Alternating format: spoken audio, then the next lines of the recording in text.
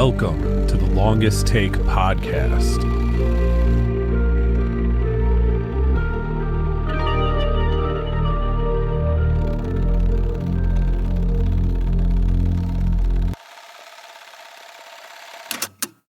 Thank you for listening to the Longest Take podcast. In today's episode, I am joined by Kateryna Sazonova. Kateryna Sazonova is a Ukrainian filmmaker and environmentalist, having written and directed documentaries, films, also won an Emmy for their work on A Celebration of Hanukkah in 2024 with Jeffrey Bear. We get into a lot of great conversations about environmentalism and how it pertains to cinema, not only in a subject perspective, but also behind the scenes in ways that we're able to do our projects. Kateryna's short documentary Plastic is able to be viewed now on streaming platform Pixquid. Please check it out when you have the chance. And thank you for listening. First things first, what are your top 5 favorite movies? The fun question. Okay. Yeah, so for cinematic experience, as I think of it, how I see it, that's Dune. I guess you can count both part 1 and part 2 as one film. Yeah, that's what I do. Yeah, definitely. Yeah, that's the kind of experience that is close to Space Odyssey or Lawrence of Arabia. It's kind of like you're just there. It's so immersive. There's so much texture there. That's what I call a true cinematic experience, and something like that you have to see on the big screen. So yeah, there's Dune. Then, of course, I grew up with Harry Potter, so I guess I can count 7 films as another one. Yeah, that works. Of course, within that, the favorite one is the third one, the Alfonso Cuarón one. I think it's common for all filmmakers. That one is just very special. And then the third would be The Lord of the Rings, of course, another big saga. All of them in one movie too, right? It's just another franchise and put them all together. Yeah. Especially the, extended cuts, the director's cuts. Yeah. So that's how many? That's like 20 for now. Right. Yeah. I have the extended right here, by the way. Oh, I got nice. the extended cut. Yeah. Love Amazing. it. Well, I don't have anywhere where to play DVDs now. Oh no. So I can only stream, but they are available, I think, on somewhere. They are also available in extended versions. Yeah. Yep. Okay. And then I think it's more of a guilty pleasure and like a comforting film. I love Bridget Jones' Diary.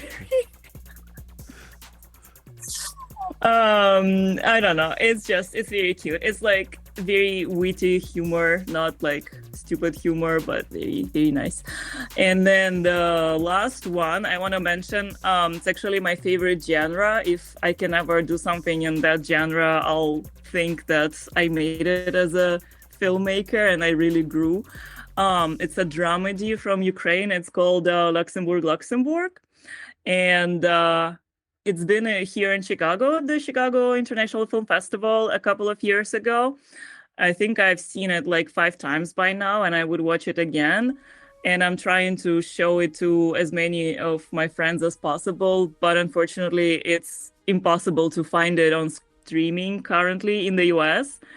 So I hope that happens at some point. And the problem if I find it on like Ukrainian platforms, then it doesn't have the English subtitles. Right. So Yeah. that's the problem. But hopefully that will be a possibility soon. Yeah, and so does that mean that this movie came out a few years ago? Because I don't think I've heard of Luxembourg. I think it's from movie? 2020. 23, so it's relatively recent. I think that's when I saw it at the Chicago Film Festival. Oh, that's awesome. And then it's pretty cool. It traveled pretty well as well. Good. And to give props to Bridget Jones' Diary, so when I was growing up, that was one of my mom's favorite movies, so I've also seen that movie a few times because it was my mom's like me in a way where we have comfort movies where like we'll watch them over and over. And that was one of hers. Same with The Devil Wears Prada. I've seen that movie a million times too. So Yeah, well, I'm actually trying to see the second part. If I'm lucky to catch it tomorrow, that would be great. But otherwise, I'll wait until it's on streaming. But Yeah. yeah, I'm looking forward to that too, actually. It's not a top of my list, but I enjoy it. Yeah, love that. So Yeah. I didn't have this in the list, but I think I sent an email that I want to ask you this. So, just what's the story with the Emmy? You've got an Emmy. Just like what's the whole story with that? Um, Right. Yeah. Oh, that's a big highlight of my career so far. Yeah. So I worked with PBS Chicago for quite a while, and yeah, I've been working with them probably since 2022. Yeah. So it's been some time. I did a few episodes of Chicago Stories with them, helping with um, historical recreations, which is fun. I think that's the most fun part about them. mhm. And oh, your video disappeared. Yeah, I could still hear you. I don't. My camera Oh, does this okay. sometimes, so yeah, you can keep. Sorry, you can keep talking. I'll Got get it. this back. Got it. Okay, that's all good. Yeah, and then I was very I guess lucky and honored to be asked to be an associate producer on a holiday special called A Celebration of Hanukkah with Jeffrey Bear. That was back in 2024. So I was there fully on full time for 6 months to work on that show. Pretty much it was the main producer, Rachel Pikelny, who was also the writer. So she was writing the whole story and putting some of the major elements together, while I was more behind the scenes, putting everything together, like logistics for production, and then sourcing a ton of video and photo materials from different organizations and private people, and then also from some news organizations. That was the most challenging, but we did it. And yeah, putting everything together, clearing copyright, keeping everything on track, making sure everyone knows where's what, helping the editor finding whatever they needed. Yeah, that was kind of like a lot of, logistical work, not the creative part in terms of writing the story, but it was everything on the back end of everything that it takes to um, make a show like that. So that was amazing, really. Like working on that. Yeah, I mean, it was a great experience. Not only I learned so much, but also it was incredible to work with the team at WTTW, and of course with Jeffrey Bear. He's the best. Definitely recommend everyone who wants to learn more about Chicago to watch all of the Chicago stories and also Chicago tours with Jeffrey Bear. He's been doing them for a while now, so you can go back like 20 years probably and watch shows about, you know, Chicago River or Chicago Lakefront or Chicago suburbs and so many more. And then you can watch kind of not necessarily similar ones, but more recent ones. And so much is changing, and like you see the technology is changing, but it's the same amazing city. So no, I really love those shows. I'm very honored that I've been able to be part of those. Yeah, and then in November of 2025, yeah, we were nominated for the show and we got the award. So um, I don't technically have the statue because you have to buy your own statue and it's kind of expensive. Oh no. Yeah, but I do have a certificate, so that's pretty cool. Yeah, has been quite a night. Definitely something to remember. Probably one of the top nights in life, for sure. Oh, absolutely. And that's it sounds like it's such like a fun project to be a part of, but I'm curious. I know you had mentioned some parts were the most challenging, but what about those parts of it, like getting the data, the research, the news you said? What were the most challenging elements of that?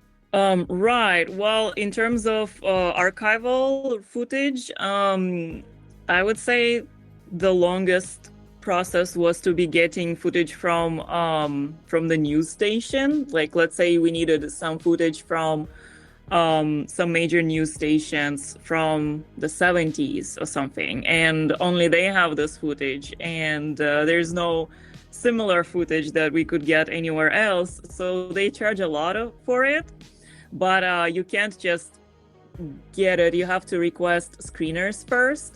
Sometimes they already have the screeners up that you can watch, but sometimes no. So you have to rely on just the description and hope that there's something there that you will need.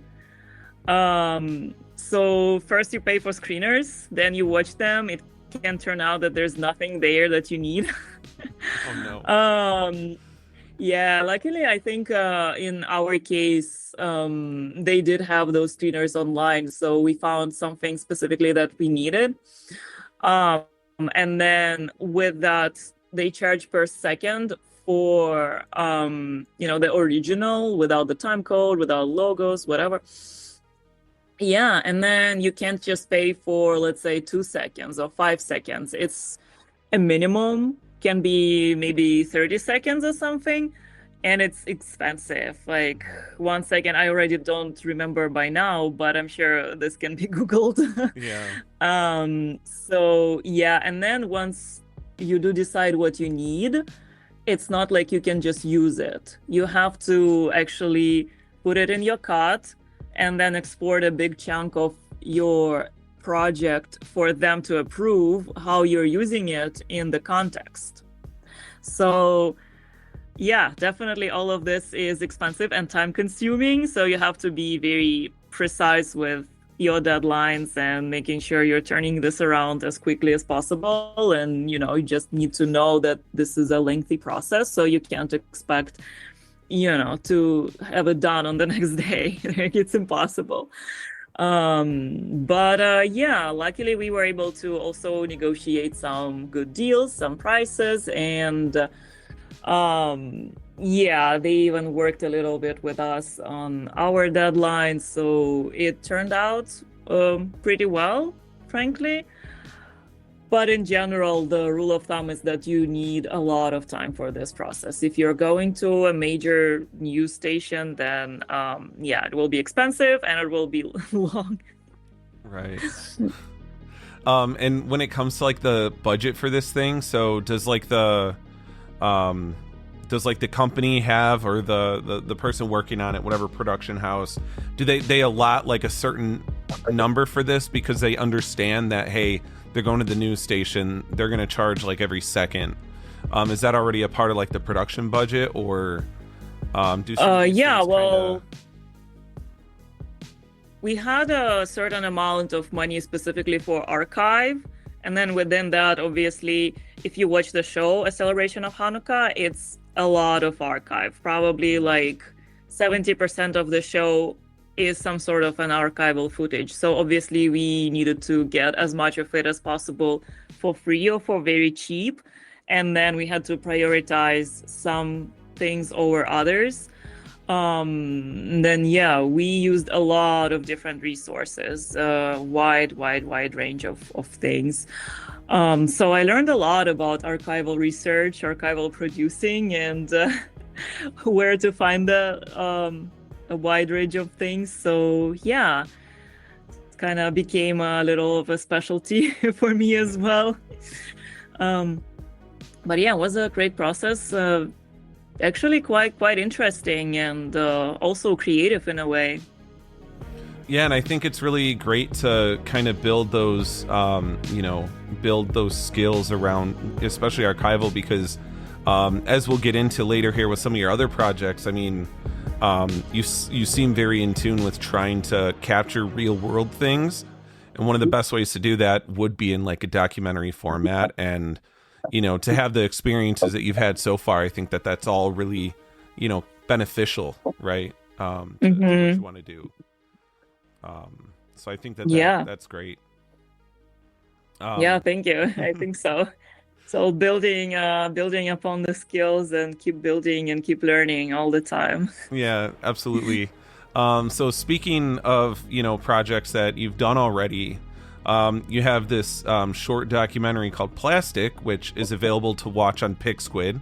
You discuss not only the negative impact the plastic makes on the environment, but also how persistent and resilient it could be. What inspired you to make that short, and what was your goal upon completing and releasing it? Yes, well, since 2017, I've kind of been a part of environmental filmmaking movement, I would say. What inspired me in the first place was actually attending a film festival and watching a bunch of other documentaries on climate change, pollution, whatnot, all possible topic related to environment, to how humans change the world around us, not always for the best. Right. And that was pretty much when I understood that this was my mission as a filmmaker, to keep contributing to environmental storytelling, to keep telling those stories on climate change, on pollution, on, possibly, hopefully providing the solutions as well, and not only painting a dark and grim picture like I kind of did with Plastic, but also probably giving people hope and inspiring for environmental action.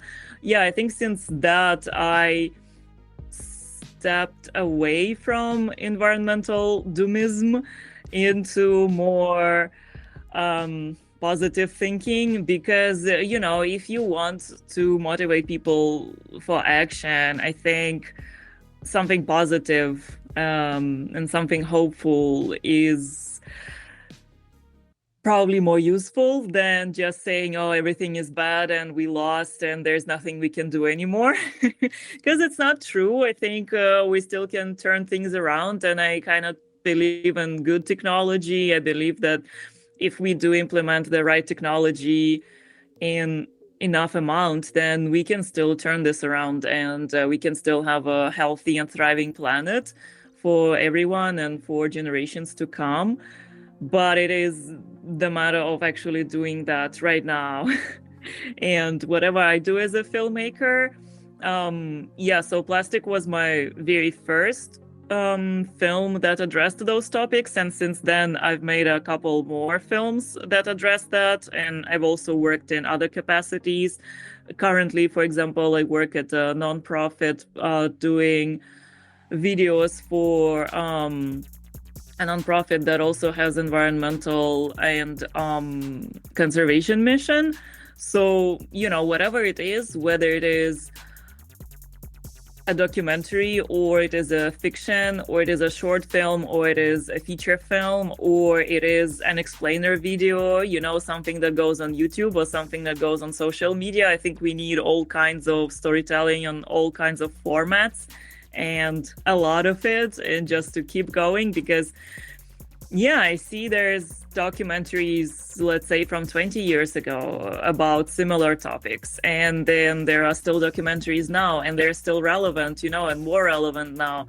So there's never enough. Right. Yeah, you cannot say that there's enough of films on environment, because obviously we still have problems in that area. So we need to keep going, keep making them, and then they really can address very specific local issues, which can be very unique. Obviously, there's so many issues like that in the world.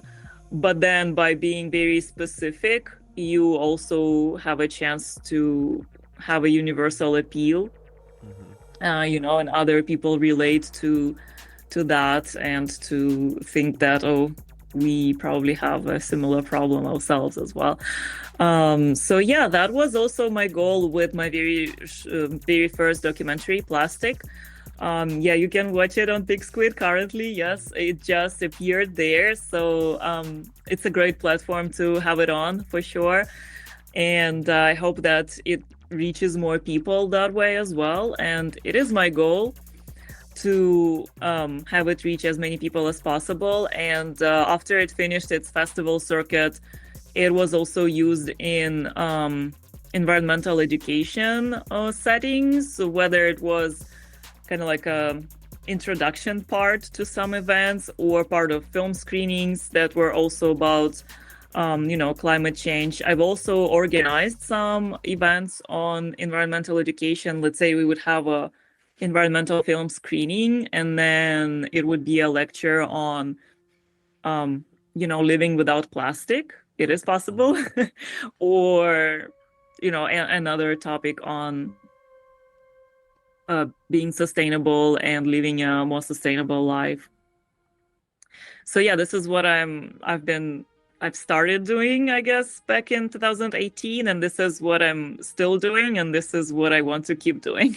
Yeah. No, yeah, that's awesome. And, obviously I watched it. I'm on Pixquid too, and definitely gets what I could see what you wanted, and it does what you wanted, right? It shows you a little bit of that doom and gloom, like you said, but it's very informational too in that sense. And kind of speaking about a little bit more of that doom and gloom, you have another sci-fi short called 2389 Coming Home, and in that you've established this sci-fi world in which the Earth was unlivable, and therefore humanity had migrated to Mars. But on top of that project, you had a prequel to it, 200 years before, where we kind of get a glimpse. We get a little bit about the climate catastrophe that led to it being unlivable. My question about it is, what inspired you to make that short following a survivor in this post-apocalyptic landscape? Like, why'd you choose that guy's story to kind of kick off this whole, 2389 connected universe, I guess you could say? Yeah, well, so 2389 Coming Home was my thesis film for Columbia College Chicago. Pretty much, as I started the program there, my MFA in film and TV directing, I knew that whatever I would do for my thesis project had to be about climate change and relate to the topics that I'm passionate about. So pretty much I started developing that world and that story right away. Of course, it was a program for fiction filmmaking, and this is where I also see myself. I am developing, I would say, both as a documentary filmmaker and a fiction filmmaker, because I think it's not so much about the genre or the format, but it is about the story, and then the story itself dictates what genre it has to be or the format that it has to be. So it's more about selecting the stories and then seeing what best format or genre serves that story. So that's how it is for me, and that's why I also chose sci-fi for that specific story, because I think sci-fi is a great genre to have social commentary, like Twilight Zone. Yeah, and that was a more fleshed out story for sure, because it was a major thing that I worked on for years. Probably took me about a year to just write the script, and it's a short script of just 10 pages, but it was rewrites and rewrites and rewrites. So that was something that definitely took time and a lot of research and a lot of inspiration. And I read books that I thought were similar in some of the themes. Like I read Martian Chronicles, for example, among other things. Yeah, and then I also had this class that was called, I believe, Hybrid Documentary. And in that class, we explored a lot of non-standard formats, I would say, something that was out of maybe standard definitions of genre. And we watched some very interesting things there. And, I needed to make another film for that class too. And I thought, what could be better than making a prequel to the film that I'm currently writing? Right. So that's how 20 years before came to be. So it was a hybrid documentary, well, it was it was fully fiction, but when you watch it, it is done in a documentary genre. So it's kind of like a mockumentary, but mockumentary has a connotation of comedy, and there's definitely no comedy in mine. Yeah. So I cannot exactly call it a mockumentary. So I would say it's a fiction film shot with documentary style. Yeah. Well, 2389 Coming Home is a story that is set far into the future, like further into the future, and it is about people who come back from Mars to Earth to see what's up, what's happening. But and the assumption there is that there is no one on Earth, right? Well, I'm actually getting kind of like major spoilers. Oh, right, yeah. Right now.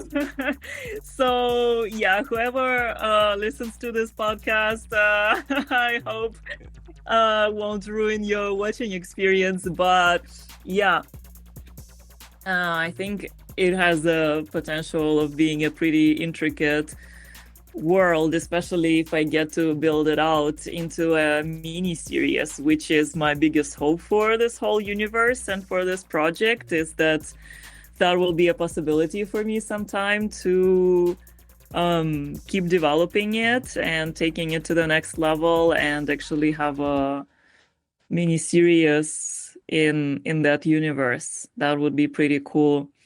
So yeah, the assumption in 2389 Coming Home is that there's no people on Earth left at all, like it's fully unlivable. But what we discover is that there was a group of people who did survive on Earth, and they were able to survive the apocalypse. And the way they were able to do that is to kind of go back to the roots, go back to nature, and to actually learn living in balance with nature. And frankly, my actor, Nick, he was great. It was all improvised. Like, he didn't have his lines or anything. We talked about that world. We talked about kind of like general where things should be going, and then I was just asking him questions as if he was this survivor, and he was improvising everything based on his understanding of that world and that universe.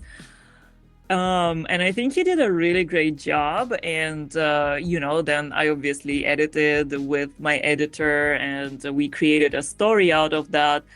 But yeah, it was a true hybrid. It was partially improvisation, staying in character, living in that world, and saying what that character would have said, living in, 2189? Right, yeah. So yeah, that was a way to show that I guess humans can persist and can survive if they return to nature. That's my general idea, I think. People can live in balance with nature and thrive if we live in balance with nature. Yeah. Right, and I like that element of it too, because it gets away from the doom and gloom by being like, okay, it's not end all be all. We do have a chance. We just have to, like you said, go back to our roots. And I think that that's really interesting, and I like that that's your focus of the 200 years before, because you're showing like, hey, there was this level of survivability back then. While mostly everybody else went off to Mars, we had some people here that were able to persist. So I think that that's really interesting. And speaking of Mars, I don't think it's hinted at in the short, but do you have an image right now of like what Mars in 2389 looks like? Like, how are they set up there? Is it domes? Is it somehow terraformed, which I think might be impossible in that short time? What's Mars look like? Yeah, well, if I do get a chance to develop this into a mini series, I think seeing that version of Mars can be a part of that. So that would be really cool. So how I see it is that pretty much people of our generation, maybe 50 years from now, well, which is pretty much our generation, Yeah, yeah. right? I mean, hopefully we're still around, Right. but also it can happen earlier too. So, pretty much a small group of people was able to escape. Um, However, the selection was, I don't know, it was like the richest people or the smartest people, like, a little bit like in Don't Look Up, Right, yeah. Yep. kind of. Um, yeah, and then pretty much the rest of the population of Earth, probably 90% or more, did get extinct because of all the climate catastrophes and resource wars, climate refugees. Like that's something that we start to see already. And I think this will increase much more in the coming years, because people have to migrate from places where it's impossible to live anymore, if it gets flooded or if the temperatures are so high, it's impossible to stay there, or if the crops don't grow anymore in certain areas and people do have to move, right? And I think we will see much more of that in the coming years. So in that universe, all of that is in its extreme, right? And then the few people who are able to migrate, maybe it was a few hundred, maybe it was a few thousand, so not a huge amount of people. And pretty much they were able to establish a colony which is fully artificial. So kind of like in Martian, they have some kind of domes with fully artificial environment set up there to be able to just produce enough for themselves to live somehow. And also I was imagining it as having very strict kind of military order. In order to survive, everything has to be rationed and everyone has to do their part, so it's not like super chill or anything. It's a strict order. But also because Mars is unlivable, they don't really care about preserving it, right? Because there's not much to preserve. So in terms of caring about the environment, or like learning to live in balance with nature, they are only as good as it takes to keep the colony running.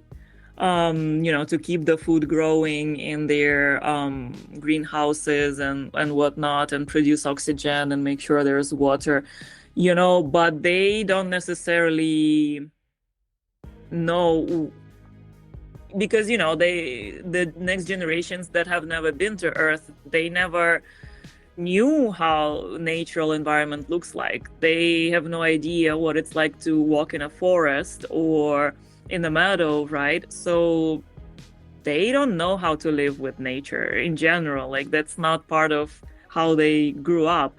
So yeah, that's the point in 2389 Coming Home, is that those people will not be able to just come to Earth and live here like we currently live here. Like there's no way for them to be able to function within nature. So they have to actually learn how to live with nature before they are able to come. And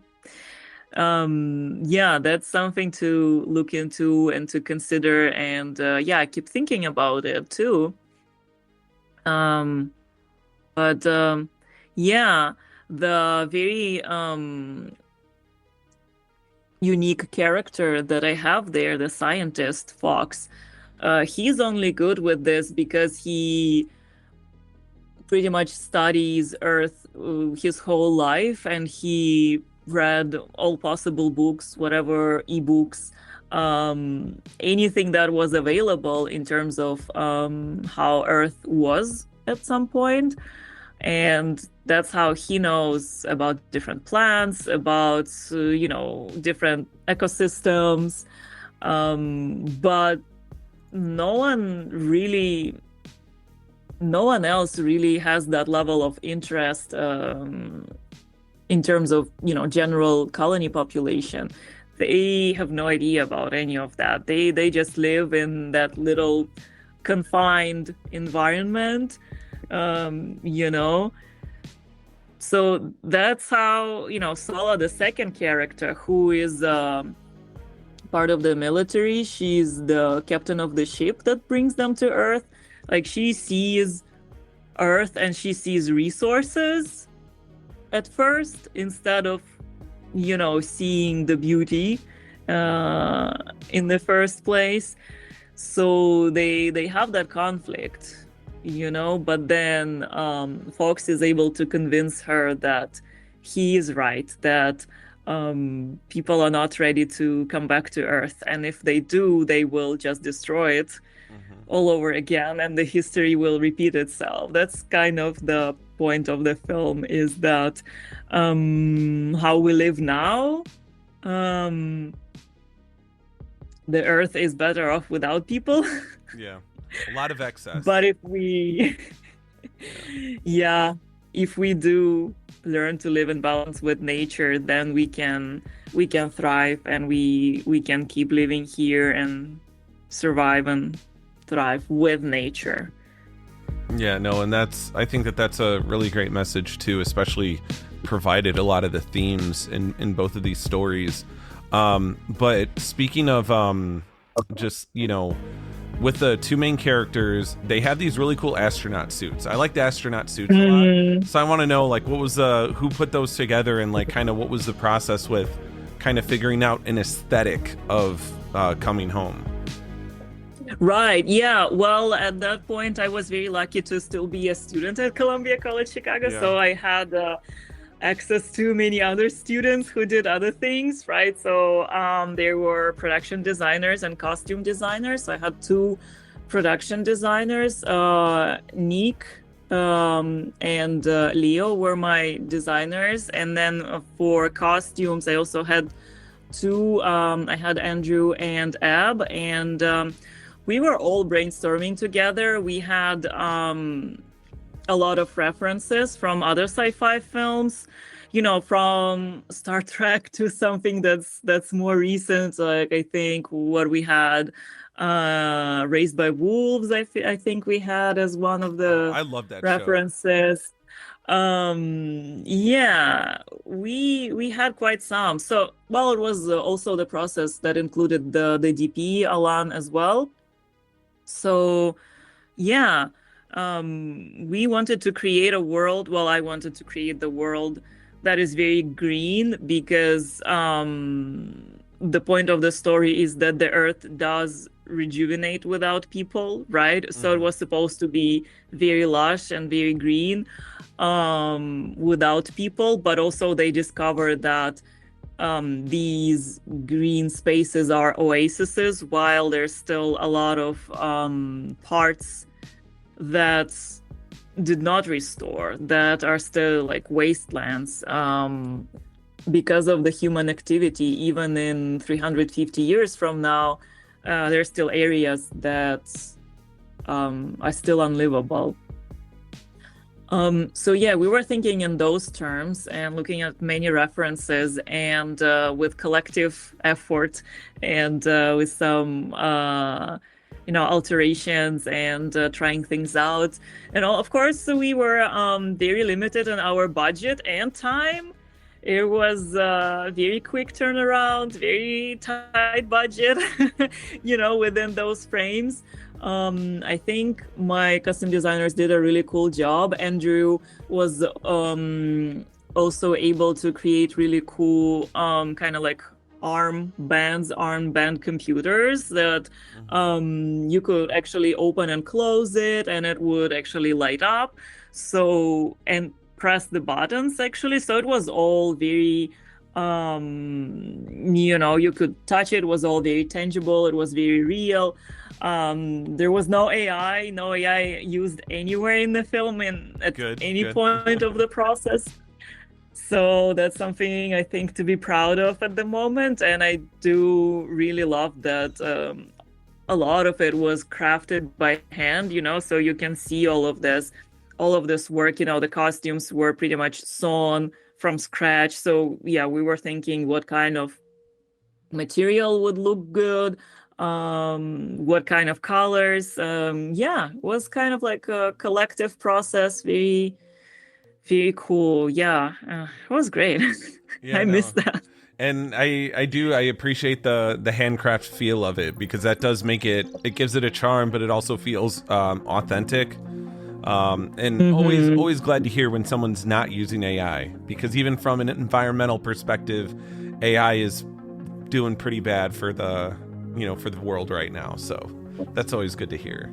Yeah, with all the data centers. Yep. I don't know where that will lead us. That sounds pretty scary. Yeah, I guess we'll see. We'll see in 2389 when we'll see if we'll be here, or we'll have to find out. Yeah, we'll see. Well, I think with that we'll find out pretty soon. Yeah, absolutely. Um, when it comes to these types of stories, what are the most important tenets of environmental storytelling? Right. Um, yeah. Well, for me, environmental storytelling comes in two major, um, let's say, parts. So one big group of things is the story itself and what you see on the screen. And another part is the production itself, how you make it, the processes, right? How sustainable is the production? How much resources are you using? So within the first category, of course, we have the story itself. So it can be a story that is fully about, let's say, climate change, pollution, or other topics like it is in these films, like it is in Plastic and 2389 Coming Home, and some other great examples, like some of my favorite environmental films would be, for example, Icelandic A Woman at War, which is about environmental activists in Iceland. Very, very cool film. Highly recommend. Or it can also be a minor story, maybe a side story, like a subplot, or it can even be something that characters talk about. Let's say the story can be anything at all, right? But somewhere in the conversation, characters talk about climate change, that all counts as environmental storytelling. And there is actually there's a big field that is developing right now, which is called environmental consulting for film production, right? And the earlier you bring an environmental consultant on board of a project, the more impact it is possible to make. So, some of the more creative ones can actually go through the script and make suggestions, kind of like, oh, maybe we can mention this thing here, or why don't the character here, let's say, drives Tesla or drives an electric vehicle instead of something that is not electric. Right. Like you can make all of these changes in the script, at that stage.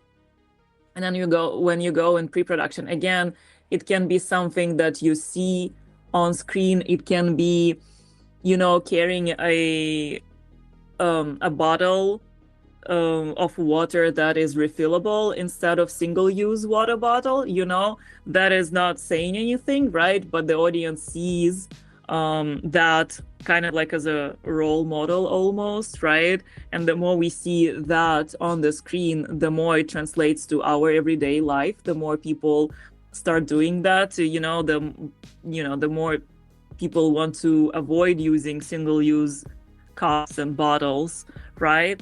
Like, for example, if you watch some films from the 90s, early 2000s, you see a ton of plastic cups everywhere. This is something that I notice now all the time, and like plastic straws and stuff. And now I think you can see much more of refillable water bottles and maybe no straws.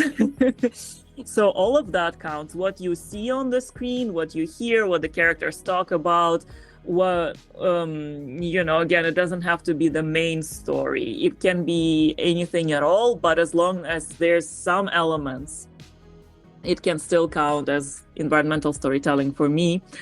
And then again, with a good environmental consultant, they can even on the script stage, they can cut down on a lot of the expenses, which is also good for the budget, right? Like they can make suggestions of, let's say, we don't need this location, maybe we condense locations so it's 15 and not 20, for example, and then that reduces company moves, reduces transportation costs, maybe reduces the number of days needed to film.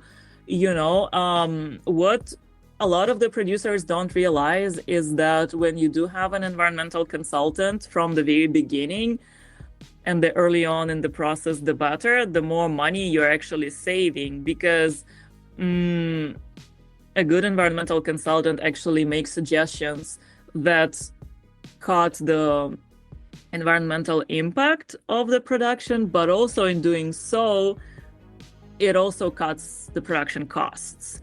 And I think in a capitalist world, it is important, right? It is all about numbers. They don't want to add any budget lines, but when they see that you're actually saving money by making the production sustainable, then they care. Right. And in Illinois, they just recently passed another add-on onto the state tax incentive program. If your production is sustainable and achieves the environmental certification, then that's another 5% bonus for the tax credit. Oh, that's awesome. So yeah, that will be pretty significant, and I hope there will be a rise in sustainable productions in Chicago because of that.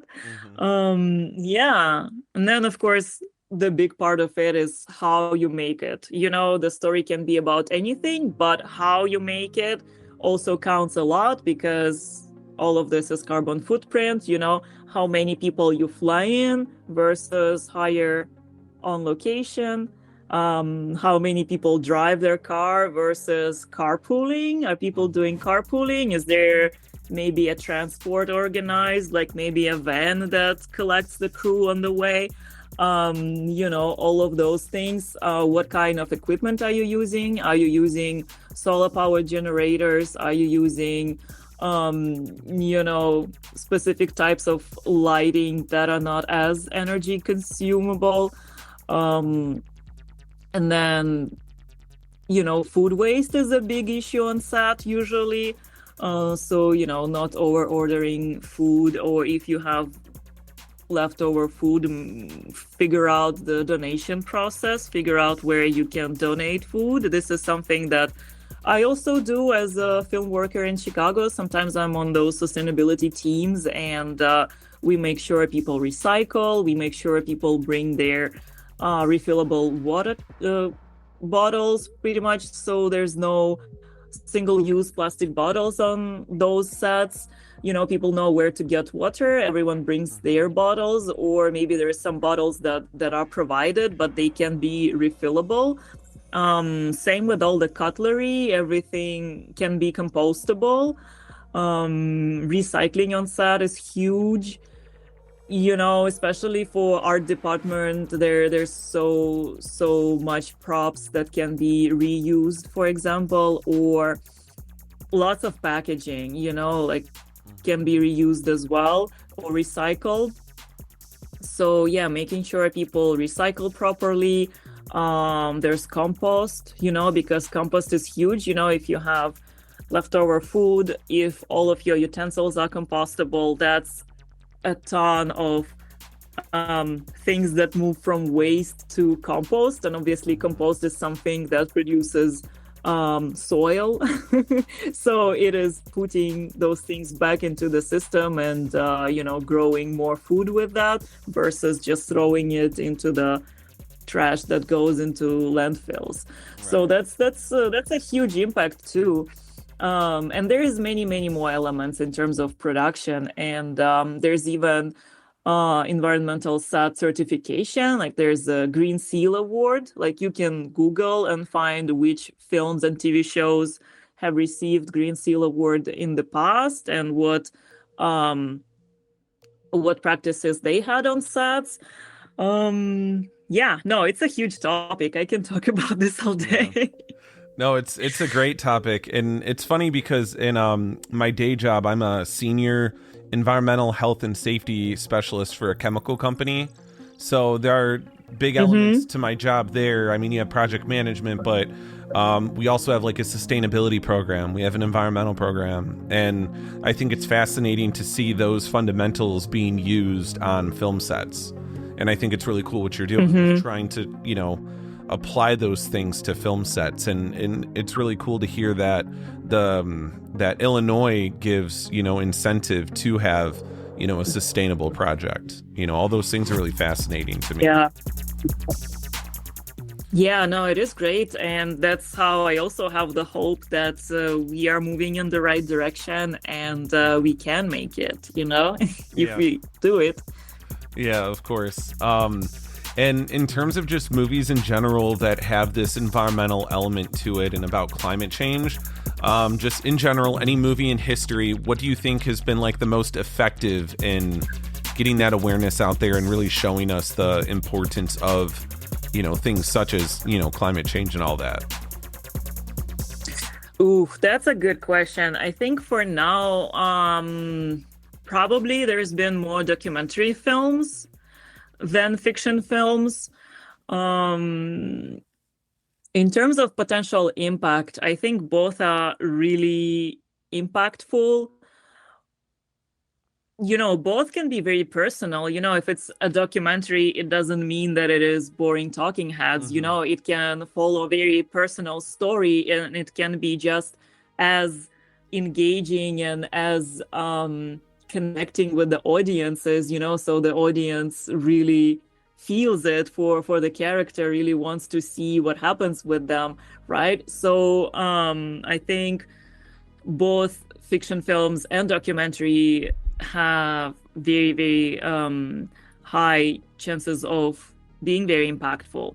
For now, maybe there hasn't been like a very big fiction film that would be huge that I can think of right away. There's definitely many films that touch upon that somehow or directly about it, but I don't know if there's been blockbusters yet. Let's say if we're talking even about a blockbuster, let's say there's Aquaman, right? There is a topic of ocean pollution there that's very clear. So that's great, right? But I don't know if it had made a huge impact in terms of how people live their everyday life. How many people started recycling more after watching Aquaman, right? Or let's say there's a very good TV show on Apple TV. It's called Extrapolations. That's one of my favorite TV shows that I really look up to. And it has really big A-list celebrities in it too, and the writing is great, and it's just like a top TV show. But I don't think that it made that much noise. It could have been much bigger, I think, in terms of making an impact, but somehow I feel like not that many people know about it. And I don't know what that depends on. Like, did they not have enough marketing, or I don't know, there weren't too many views in the first few weeks and then it kind of got buried with other content. Yeah, I don't know. It was a really great show and it's still there. But yeah, in terms of documentaries, I think there's some cases where documentaries actually led to real protests in real lives, to environmental action, to environmental activism, to activists staging on protests and actually leading to some changes in legislation. One of those examples would be the documentary called The Age of Stupid. It's a British documentary. It's pretty cool. I think it also has some, let's say, experimental features about it. And it's a cool documentary. It's kind of like this man set in far future, and he's the archivist of the universe. Pretty much he's the last person on Earth and there's no one else, and he's only reviewing the files from pretty much all the files that ever existed that are digital or digitized. And he's collecting all of that and sending it out into the universe, hoping that maybe another race will sometimes see it, or maybe there will ever be humans again. But pretty much, yeah, it's a story about how people did kill the planet, or like we're in the process of doing that. Yeah, so those examples definitely exist, or there's even documentaries about following climate activists. I remember from like over 10 years ago, there was this documentary called The Yes Man, I believe, and it was following activists who were protesting in Washington, D.C. They were going to all these politicians, having these talks. So yeah, I think for now, documentaries are probably making more impact.